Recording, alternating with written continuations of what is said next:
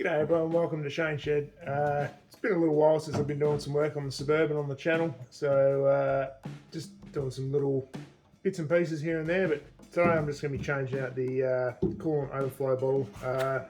While it's been old and plastic, I broke the inlet to it while changing out the battery some point ago, so it's kind of useless. So I picked up a whole brand new one. It's been a little bit of a wait for one to come in stock. I kind of end up in the mindset of just getting just an aftermarket overflow bottle and sticking it in here somewhere. But in the end, this one came back available, so decided to go with that. So this is not really a difficult job at all, so I'm not going to be banging on too much about it. Might just have a chat about the injector leak-off line though, that I'd done for the disco a little while ago. So probably at the end of that last video where I was putting everything back together, I'd mentioned that I'd taken it for a test drive and everything was good. At the time, yeah, that was the case. In reality, it didn't really end up like that. What ended up happening, that injector number 2, the leak-off line that was on that, ended up popping off twice more.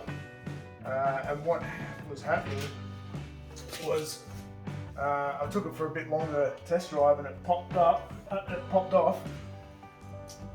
and a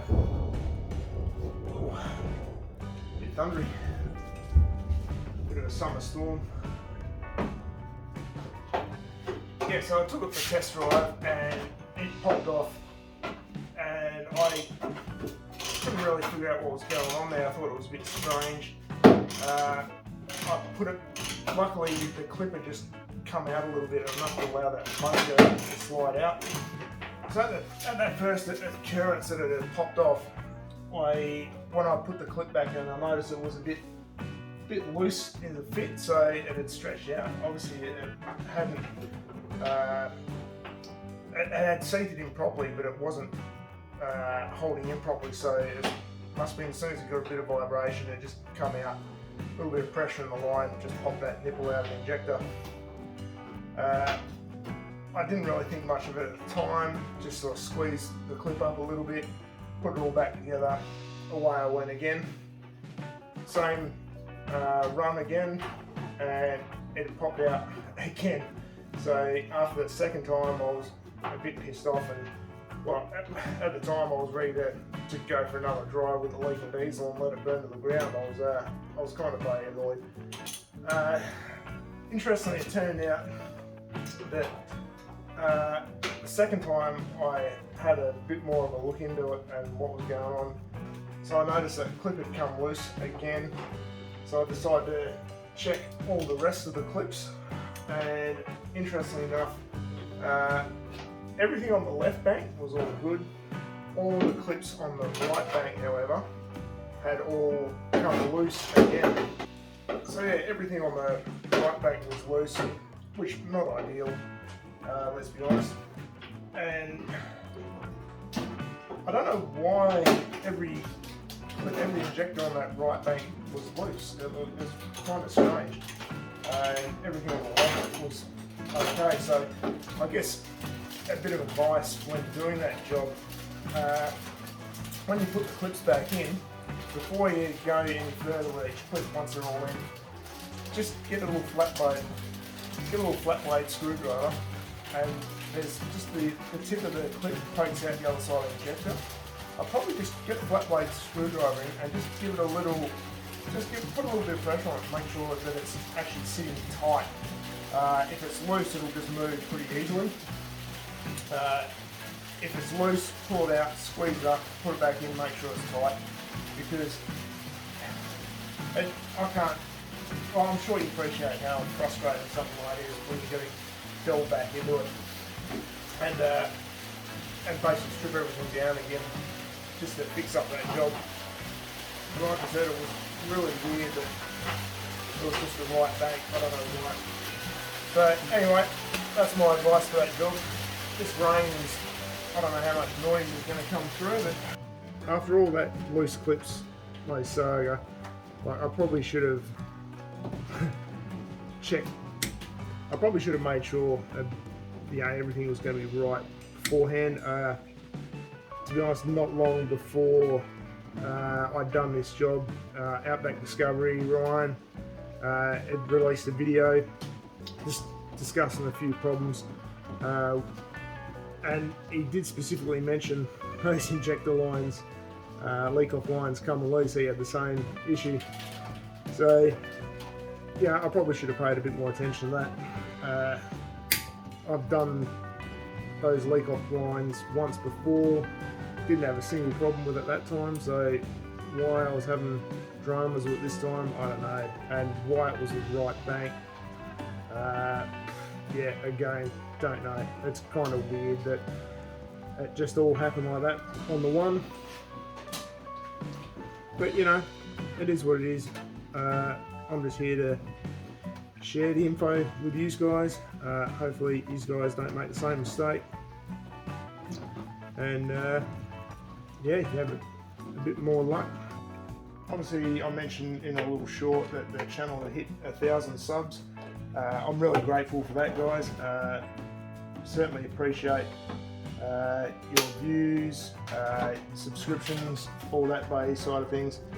Nothing's going to change for you guys. I'm not doing the YouTube stuff for the money or anything like that. I'm just doing it mainly because I kind of enjoy making the videos. It's throwing me personally outside my comfort zone a little bit. Talking in front of the camera, all that caper. What else? I'm not going to be doing any Patreon or anything like that. I don't personally do Patreon, so I wouldn't expect you guys to do it. I'm just going to leave it on YouTube, so it's just going to be free for everyone to watch and do as they please, you know. Yeah, I'm not too sure how the ad revenue stuff's going to work real well. To be honest, it's not a big issue, but so anyway, yeah, that's all the YouTube side of things out of the way. I mean, like I said, nothing's really going to change. What else has changed? I got this old girl on a restricted registration on the concessions for classics. So for those who are not familiar, that scheme here in WA is for vehicles basically 1989 or older. It's for modified stuff, and it's basically a discount on the registration cost. So you can only use the vehicle for 90 days a year via logbook, which isn't a drama for what I do is anyway. So it's actually kind of worth it. I mean, you've got to be part of a car club as well. So, but that brings the rego down from about $1,000 a year to about $250. So that's three quarters of the cost discount. So well worth it anyway. In my view, had a bit of a run out with the Northern Steel Bumpers Club, which is who I'm a part of. Out to Ledge Point. That was a great run. Didn't video any of it. Let me know if you're interested in that sort of stuff, because I'll make an effort. I would like to get involved in a few more cruises and whatnot. There's one next year that's coming up, a 2-day cruise. I'm kind of hoping to get in on that, but it's at the moment it's falling on my days at work, so I need to book leave and all that stuff. But minor details. Yeah, if you want to see a bit more sort of classic car stuff, then yeah, let me know. I'll make an effort to film it, or I might just film it and give it a trial and see how it goes for views, and see if it's worth the effort.